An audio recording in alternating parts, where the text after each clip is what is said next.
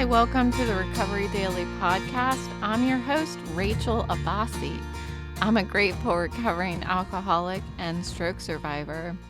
Yesterday was terrible. Here's why. I sat here. So I do my podcast in my closet because the sound is better in here. Anyway, I'm sitting in the closet yesterday in the evening and I record a little bit and then I just find myself like, I don't know what I'm supposed to say. So I just click stop, and I'm like, I don't know what else I'm going to say. And I just sat there for like 10 minutes and then I was like, all right, I guess I can say this. And then I hit, then I start a new file and start recording a little bit more. And then I was like stumped and I hit stop and I actually started like getting flush, and I was like starting to feel like, oh my God, I don't have anything to say. This is it. That's the end of my podcast. I have nothing more to say. And then I was like, oh, yeah. So then I thought about the end of what I was talking about yesterday, which I don't even know anymore because I'm just a mess at this point.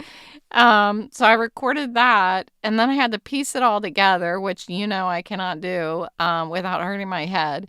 Anyway, yesterday was just a mess. And so my sister called me today with her husband in the background, and they assured me that yesterday was not a dud. Like I said, I was like, well, that was a dud. So thank you, Sissy. That was very nice of you. Yeah, I need to just calm down sometimes. So today I went to my vestibular therapist. So I was going to tell you about how that went. And then I also listened to a movie. It's the first time I've done this, and it was successful. So I'm going to tell you about the movie that I listened to, which has to do with the program of Alcoholics Anonymous. So I'll let you know what that is right after I tell you what the writing prompt is today for the listener challenge. I hope you are remembering to say your serenity prayer once a day. And your writing prompt for today is, how did you embody courage in a conversation or action today? Okay, so this is the movie that I listened to. I listened to When Love Isn't Enough, the Lois Wilson Story. So this is about one of the co-founders of Alcoholics Anonymous, Bill Wilson. This is his wife. And this is, as I listened to it, somebody mentioned it in my morning meeting this morning. And I thought, maybe I'll listen to that movie. I'll see it. I've been wanting to see if I can listen to a movie, if I can follow it without seeing it. My husband was humorous enough to tell me that make sure it's not a silent movie. Thank you. So anyway, this movie it's about her experience being the wife of somebody suffering from alcoholism. And it really echoed a lot of my own struggles in so many ways. Just not Lois, but the, sorry, I keep thinking, am I supposed to be saying Louise? No, it's Lois. Louise? No, Lois. Okay. So, it is a story about her, right? And my, what I heard him suffering, throughout the years that he was drinking, it reminded me a lot of my own suffering. So, I've heard people in the program say something to the effect of, although your story is not exactly mine, it rhymes. And that's what I was feeling when I'm listening to this movie. So many who've walked that challenging path of loving someone with an addiction I feel like don't tell their story. And those that are sick hopefully get better and they live to tell their story. But what about those that tried to love the illness away and realize that there's nothing they can do? No love is going to make the addiction go away. And they watch their loved ones slowly killing themselves. There are support groups for these people too, but and I don't know the odds of folks who are the family members of the addict or alcoholic, how many of those actually go to Al-Anon, go to these support groups. But it would be interesting to look that up. So the film, I think it says I think I saw that it was 2010 that it was made, that the movie was made. Um, and it tells the story of Lois Wilson, the co-founder of Al-Anon, her life with her husband, Bill Wilson, the man who co-founded Alcoholics Anonymous. And it is about their love for each other, how that love for each other endured through all of it, and the heartache that really they both suffered through. But it's from her perspective more, what she was feeling when he was out, not coming home, disappearing for days and not coming home or not calling. So her role in the history of AA is very powerful. Without her just enduring love for him, I don't know that AA would have come to be. She really was an amazing woman to stand by him, and that unwavering commitment to her husband amidst that chaos of his addiction. So I heard while I was listening to the movie, I heard the struggles. I heard his broken promises, and every time he would promise to her, he thought he was at his bottom. She thought he was at his bottom, and he would promise that he wasn't going to drink again, and this hope that flickered, and then just went out. Like a candle, it would flicker and then it just blew out, the hope. I think, so I remember as part of the movie, she asked him to promise to God, not to her, but promise to God that he would stop drinking. And I feel like what I was picking up was that he wrote in the Bible that he was promising not to drink. I thought that's what happened, and then 4 years later, after he had been drinking again for quite some time, he wrote in the book again. That's what I picked up on. Whether that's true or not, he wrote it somewhere. I don't know if it was in the Bible, but that's how I interpreted it. So the movie is about her realization that while love is vital, it just wasn't enough for her to cure his addiction. And that responsibility lied within him. But what he learns early on is that he gets a visit from another man who got sober, and so this man comes to share his experience with Bill, and he tells Bill, "We can't do it alone. You can't do it alone." So Bill remembers this, that we can't do it alone, and that um, that line that he remembers this guy sharing with him is the thing that keeps him sober, is what I was getting from the movie. So, um, this man came to visit Bill.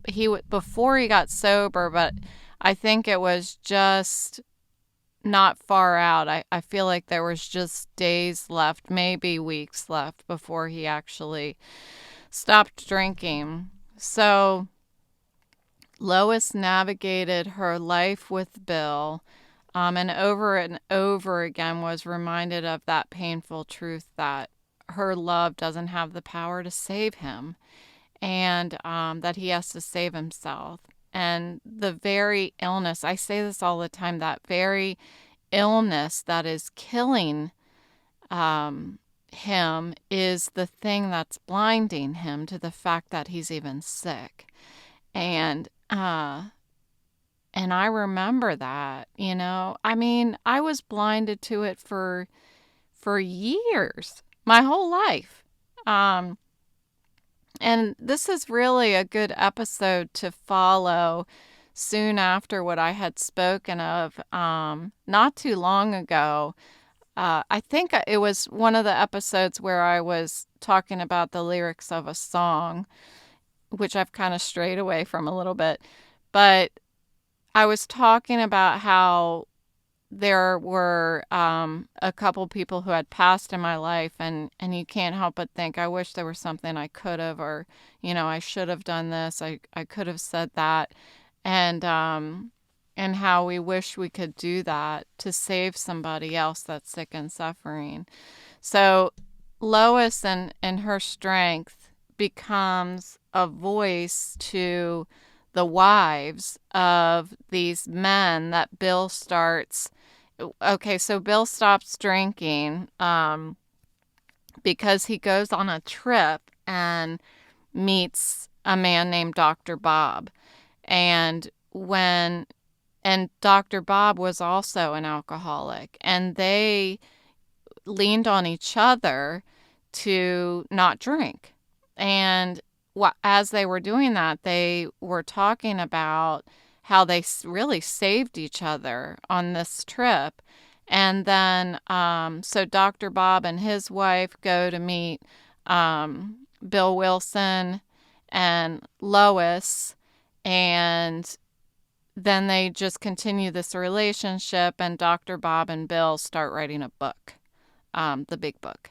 And during this time, Lois is as Bill and Bob are writing, well, before they start writing the book, there are other men that start coming, and they start really having meetings. And this is where Dr. Bob and Bill are feeling that that's the core principle of the program is that you need each other. And then they come up with the steps and everything. And during this time, this is what I was getting to, Lois is inviting all the wives over. So the wives all go, I guess, and sit in the kitchen or something. I'm not quite sure. And they start talking about what it's like to be the wife of an alcoholic. So in the big book is really written in such a way that it doesn't come across. The men are the alcoholics, and the wives are the ones who are not alcoholics. And over the years, this is shifting. And I think some people it rubs the wrong way. But if you really take the book for what its message is and ignore that fact, I mean, it was written that way because that's what it was like, Anyway, she ends up creating this foundation for a support system that has since helped countless families as well. So I want to shift from this story of Lois and to talk a little bit about my story and a glimpse into closer to what my darkest days looked like. After I was listening to Bill Wilson, how they portray it in the movie, there are times when he gets really angry with her, and other times he's just disgustingly drunk, falling over. People are carrying him home and all kinds of stuff. And so I was starting to think about what it was like for me. And again, like his story is not the same as mine, but it rhymes. So, toward the end of my drinking, this desperation that I had was constant. But the desperation is not what you think. It's not a desperation to be saved. It was a desperation to have alcohol in my body. My body was so reliant on it that I was desperate for it. Imagine that feeling of being so thirsty that you're desperate for water, or you're so hungry. You've ever been so hungry that you're like, oh, I don't care. I'll just eat one of those freaking dried up hot dogs at 7-Eleven. you know? Not totally the same, but you're desperate, right? You're desperate to have that thing in your body. And so this is what I was desperate for. I was desperate for a drink to stabilize my body that was starting to tremor and just had this unsatiable urge to drink. And it was not just my body, but it was my mind too. It was overwhelming. I couldn't control it. I went out to dinner. It's been quite a few months now, and maybe even 6 months, 4 to 6 months. I went out with a friend of mine, and she was asking me what it was like to have to drink. Like, what's that feel like? And so I was trying to explain it to her, and she was just like, that's amazing that that's what it felt like. But yeah, it's just, it's not if I'm going to drink, it's when.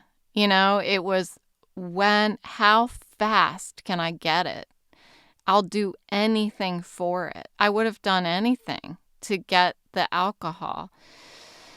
So, so here's what it was like. I'll give you a little bit of a quick trip in one of my days as I was waking up in the morning through when I went to bed. So it won't be long and drawn out, trust me. But this is what it was like, because my day revolved around alcohol, wine to be exact. And so I would go to bed probably around like 2 or 3. So this is when I was actually working. So I worked at home for a long time, and then they got rid of me because I think they knew that I was an alcoholic. So instead of helping me, they got rid of me. So anyway, I found another job. So here we are. So I had to drive an hour and a half to work once I got this new job. So I would drink at night until, I don't know, I can't remember really how late I would go to bed. It had to have been at least 1 or something. And I would drink until I passed out. So whatever I had left over in my wine glass, I would put on my nightstand. And then when I would inevitably wake up in the middle of the night, because I would start not having enough alcohol in my system, I would reach over and drink the leftover wine that was on my nightstand. So, right? It was at room temperature. It was terrible. But I would drink it because I just needed the alcohol in my body. So I remember waking up sometimes, and I would look at the clock and be like, it was like 5 in the morning. I'm like, that's okay, at least it's not 6. And I would drink the wine. Well, eventually it didn't matter what time it was when I woke up. I would drink the wine until the wine on the nightstand was empty. And then I would get ready for work eventually when my alarm would go off. I get up to go to work and I would get in the shower and I was so like hungover and dehydrated and malnutrition that I couldn't stand up in the shower. So quite often I would actually like squat in the shower, um, almost like in fetal position, but I was on my feet. So I would like be down there and I would just reach over and get shampoo on my hands and I would like shampoo my hair, but I was barely functioning, really barely, because I could barely stand up because I just didn't have any food in my body or anything. So I would take a shower like that. And then I remember like drying my hair. The whole time I was really sitting down or squatting down. I couldn't stand up ever. And I know my family, at least my mom, I know, remembers me not being able to stand up very much. That was why, even though I would maybe blame it on, whatever I would blame it on, but it was really because I didn't have any food in my body, any nutrition in my body. So, I would end up finally when I would get ready. So my eyes were all swollen and probably I remember being really, really thirsty all the time because I never had drank water. And that wasn't a clue for me to drink water. I would go fill up a water bottle with wine, and then I would get in the car and make my hour and a half drive into work. And then once I would get, so I was barely able to keep my eyes open. I don't know how I didn't get in an accident. Barely able to keep my eyes open.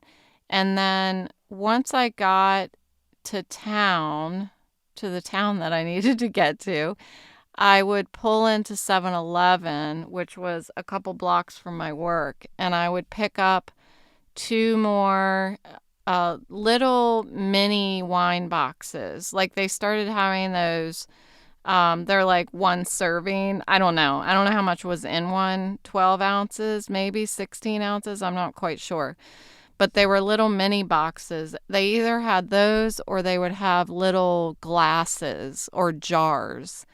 And I would buy two of those and I would go into work. And before I went into the building, I would pour one of those into my water bottle and fill up my water bottle.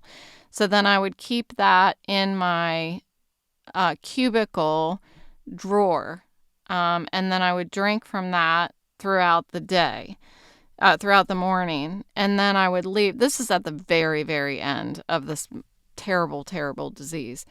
So then lunchtime would roll around. I'd get my water bottle. I'd go outside for lunch and I'd drive over to the playground that used to be like a block away.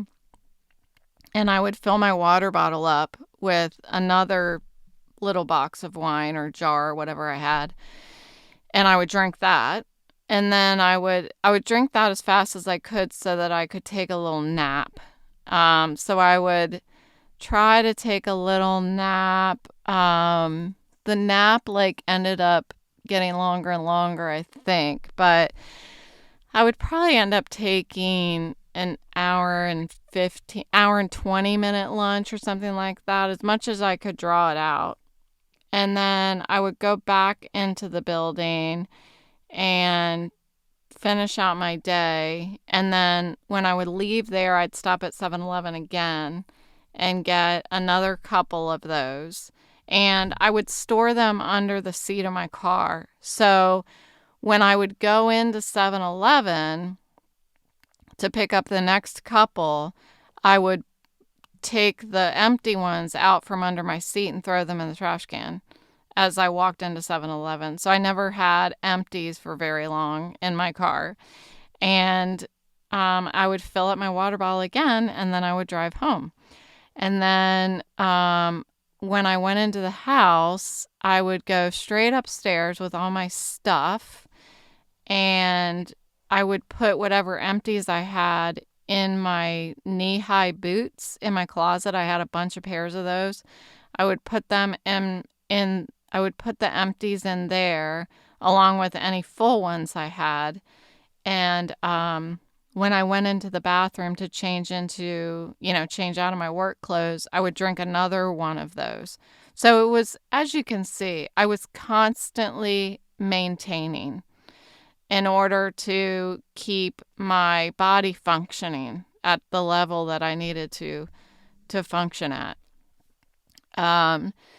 So this happened until there was I had a neighbor that I was friends with who passed away unexpectedly. And this traumatized me. I found out about it when I was drunk, because I was always drunk. So I was in my bathroom and found out about it. And I remember like screaming. And so I took off work for a few days. And the day that I was supposed to go back into work, I started driving into work, and I got to the top of the mountain because I was in Charlestown. I got to the top of the mountain and I was like, I can't do it. I can't do it. So I pulled into the gas station and picked up some wine and turned around and started driving back home. And I pulled off into a neighborhood and I just stopped and I started drinking in the neighborhood. And I called the HR department at my company and I said, I'm still grieving too much. I can't come in. And he was like, okay, we'll do whatever you need to do or something like that. And that was the last couple days of me drinking.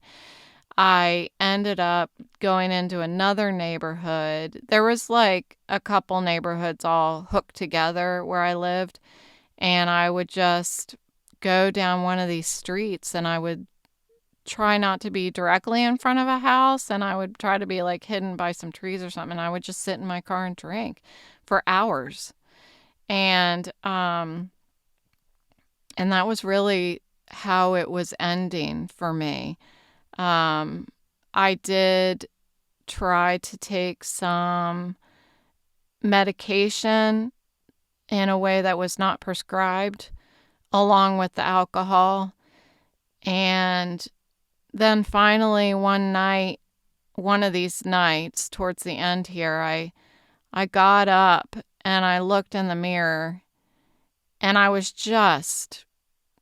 looked just pale, and there was no meat on my bones or anything like that. And I looked at myself and I whispered to myself, you're already dead.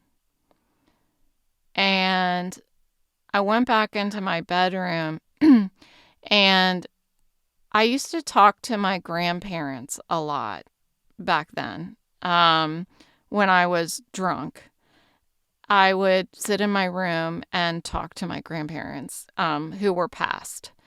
And I know that sounds crazy, and that's fine. I'm fine for you to think I'm crazy or I was crazy or whatever. It's not like I thought I didn't hear them responding. I think that's when the crazy comes in. But I would talk to them because I just felt so alone. And then there was one time that I just said, God, please help me. And that is the last I remember of being that way. I remember calling the Inova addiction place for a bed, and they had one for me and they got me in there, and that was it. That was the second time that I went to the Inova facility. But it got to the point where I couldn't do anything. And what's interesting to me is that I said, God, please help me, because that's not something I would typically do. But this is something that I've heard so many that go into the program say. I heard they share that they said, God, please help me. And it seems like this last plea for many people who are searching for a way to scratch out of their, this grave that they've dug for themselves, because that's really what we were doing. And I can't help but believe that, you know, of course, I hear the ones that made it say that that was what they said. You know, those that don't make it, I don't know if that's what they said. I don't know. My friend who passed away, I don't know if he said, God, please help me. I have no idea. But I hear a lot of people in the program who share that that's what they said, and that's when they ended up really getting help. And I can't help but believe that once we stop looking for the answer within us and start seeking outside of us, that we begin our journey to and through sobriety. And without yet having 2 feet in the program, my sobriety program, I later learned that's what the program is built on, that we can't do it alone. Just like Bill, just like Bill's friend who came to visit him told him, we can't do it on our own. And we're so stubborn. There's so many. Oh, geez. I'm laughing at myself because I'm like, this is what I try to do with this stroke recovery, this vestibular disorder thing that I'm trying to deal with. It's like, I spent 2 years trying to do it on my own. I went back to work and I'm like, that's okay. It's just going to get better. Who has a headache for the rest of their lives? It'll get better. It'll go away. Well, Rachel, you're going to have a headache for the rest of your life if you don't try to do something and seek help. So, yeah, stubborn humans, I still am. But we need each other. And it takes a lot sometimes for us to trust each other. Sometimes, just like in the movie, it doesn't matter how much somebody tells us to trust them. It doesn't matter how much somebody says, I'll help you. I can do this with you. We'll do it together.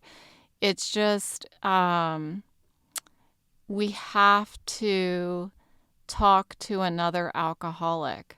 It seems like it's the only way. And one thing that my vestibular therapist told me today is, she said, excuse me, have you considered going to a vestibular support group?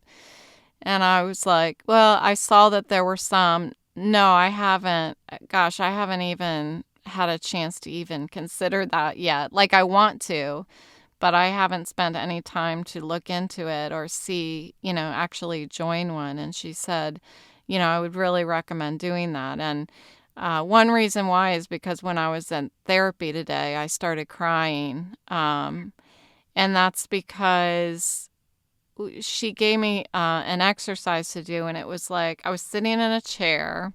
This is just one of the exercises. I was sitting in a chair, and she put a stack of cones on one side of me, like beside my left foot. And she said, I want you to lean down with your, left arm, pick up one of the cones from the top of the stack, and then move the cone across your body and put it on the table on your right. So I started doing that, and when I started doing it, I was like, well, this is easy. And I started doing it, and I was like, oh, I feel sick. And So I told her that. And then, so she said, okay, slow it down then. So I said, well, the problem is when I'm watching my hand, when I'm moving from the left to the right, I'm watching everything in my path moving. It's kind of like when I'm walking, it makes me sick because everything around me is moving towards me. When you're walking, everything's moving. So you don't realize that when you don't have this problem. But when I'm picking up the cone and I'm moving it from the left side of me to the right side of me, then everything in its path behind the cone in the environment is moving, if that makes sense. So the second time I did it, I had to do it really slowly, and I focused really carefully on my hand as it moved from the left side of me to the right side of me. And after I was done, I just started crying. And she was like, what are you thinking? Why are you crying? And I said, because when I do it this way, when I look at my hand and I don't avoid it like I have been for the past 2.5 years, and I have to move really slow so that it doesn't make me sick, I realize how bad off I am. And that's when she was like, it might be helpful to go to a vestibular therapy, because I've been dealing with this for so long now that I have started to do things differently. For example, I was telling her when I reach for the coffee, what's it called? The little coffee cup thing to put in the machine in the morning, K-cup. When I reach for that and put it in the machine, I don't watch my hand. I just look at something, like the counter, something that doesn't have anything on it. I just look at that and do things without looking now, which usually I look at my hands when I'm using them. And I've just been accommodating for so long that it's going to take me practice to start looking at things like I used to. So that's what's going on. And so I have some more homework to do, different kinds of. Last time it was to stare at a spot and move my head back and forth for a minute very slowly, and then up and down for a minute very slowly. Now I have to do that and do it with my eyes closed for a minute, sideways and then up and down really slowly. So that's what's going on with vestibular therapy for those of you who are keeping up with that. But again, I can't do it on my own. Like, I have to put trust in others. And as much as I feel sometimes like there's no freaking way that this vestibular therapy is going to work, I promised her that I was going to trust the process. And that's what I need to do. It's obviously trying to do it on my own is not working. Just like it didn't work when I was trying to stop drinking on my own. I couldn't do it. I need other people. So that's what I have for you today. So thanks for joining me on the Recovery Daily podcast. I will talk to you tomorrow.